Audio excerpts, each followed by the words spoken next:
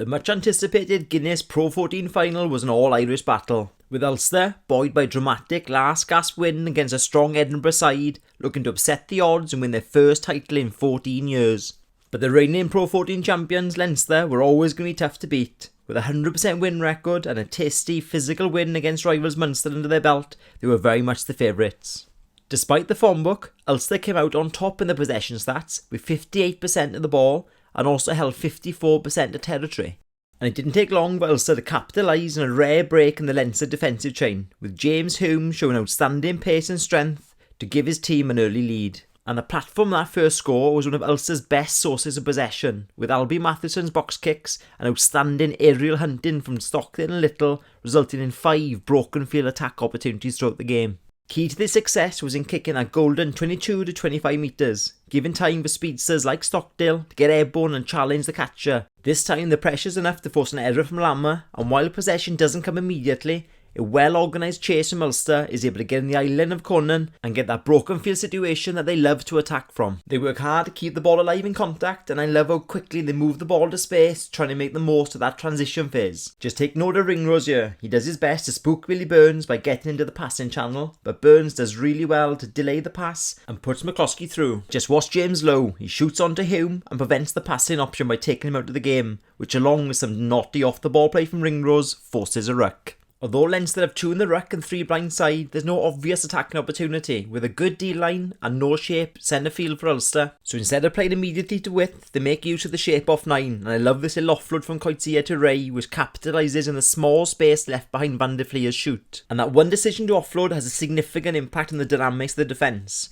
With Van der Fleer out of the line, Healy has to step in to cover the inside space, while the Ulster attack has time to pick the play and importantly identify Kelleher stood on the corner. It's then over to a nicely set up shape of 10 to attack the corner, and Tom O'Toole's line does enough to hold Kelleher, and Hume's tight angle allows him to slide into the gap at full speed. And that pre-planned play is a lovely way to make use of a mismatch like that. It's a quality finish from Hume, evading the clutches of both Lowe and Keenan to give Ulster a 7-point lead.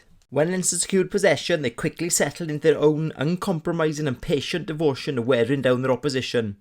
And underlying this approach are 2 key principles. Number 1, get the best ball carriers on the ball, and number 2, get big or back in the game post-contact.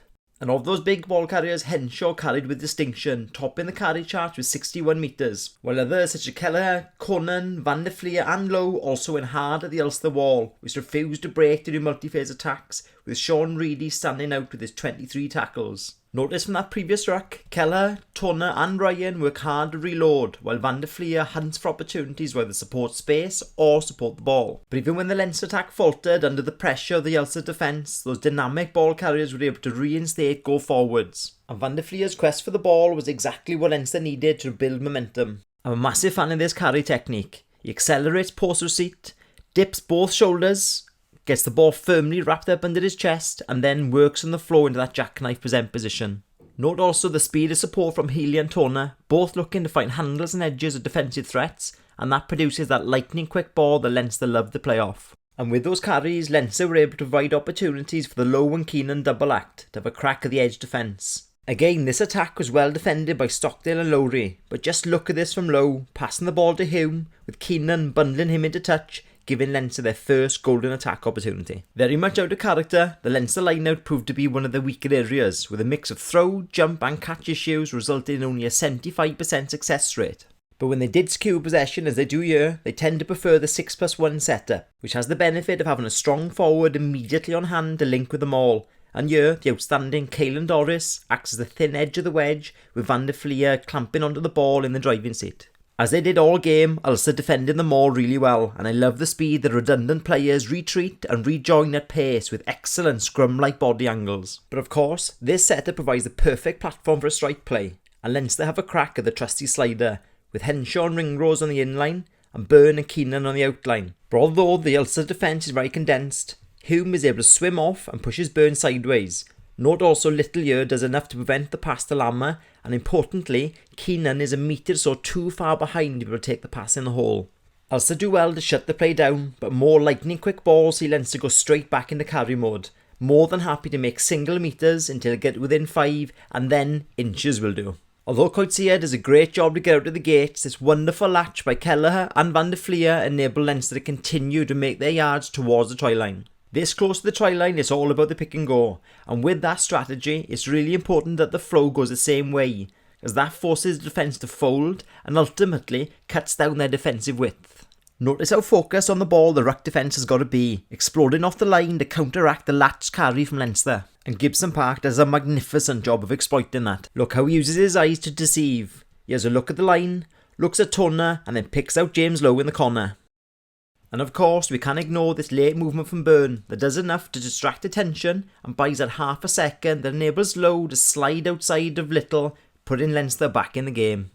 That dogged attack mindset also transfers the defensive mindset to the Dubliners, and in that case they're more than happy to kick away possession with the aim of pressuring opponents into making mistakes or gifting away a set piece possession. And it's moments like this that they really ramp up their defensive intensity, relentlessly looking for opportunities to pressure individuals into kicking the ball into places that they really would rather not to. As mentioned earlier, the box kick proved to be an effective strategy to break the connection in the Leinster defence, and Stockdale pulls off an outstanding catcher, giving his team the opportunity to attack against a defence that hasn't quite found its shape yet. As is their tendency from turnovers, Ulster were keen to move the ball, but the ability of tacklers like Ringrose and Henshaw to manage wide spaces was consistently outstanding, and despite being outflanked for a moment, Leinster are quickly back into full defensive shape. The Leinster defensive strategy involves setting square and shooting on the ball, putting max pressure on the receiver, but notice that the outside defence stays behind, which enables them to react and make double tackles, while the inside drifts across to cover the space left by the shooter. Ulster there clearly trying to make use of that opportunity to play back inside. And here we see Van der Fleer again, shooting on Burns, so both Healy and Henshaw drift across into the hole, which has the added benefit of making their hold-to-fold decisions much easier. And as soon as there's an opportunity behind the gain line, they're desperate to get on the ball and contest for possession, which doesn't always pay off. Their hold-to-fold decisions are second to none, with players off the ball working hard to get around the corner, enabling them to set and then press off the line again. Notice also the defensive spacings, which are designed to enable players to bring high line speed, safe in the knowledge that they're covered inside and out. And that confidence also extends to them not being afraid to go rogue. Ringrose here comes from a blind angle, which acts as a catalyst to push Ulster further behind the gain line, and eventually presents Doris with a perfect turnover opportunity, gets his feet in position, clamps on the ball, and he's incredibly tough to shift from there. Into the second half, Ulster continued their quest to unsettle the Leinster defence by constantly moving the point of contact, running zigzag patterns like these, using their forwards to play one way and then the other, followed by attempts to move the ball to the edge. Although they did gain go forward from this strategy, their pattern of hitting a pod off 9 when on the edge, followed by attempts to stretch the Leinster defence, only served to open themselves up. That predictability gave Henshaw the confidence he needed to shoot for the intercept, while also knowing that the hole he leaves would be covered by Van der Fleer, and that score stretched the Leinster lead to 15 points. It wasn't until the 70th minute that we saw Leinster pull out one of their big line-out strengths, the peel, and while it didn't quite go to plan, it enabled them to immediately attack the back of the line-out, a tactic that forces the front of the line-out to have to fold the corner and then immediately make another tackle. And then to capitalise on that level of fatigue that those players experiencing, the third phase aims to engage the centre field backs, and that leaves little choice for the defence but to fold around the corner to protect the open side. And then we see that get big mindset really paying off, with Doris getting up from that previous ruck,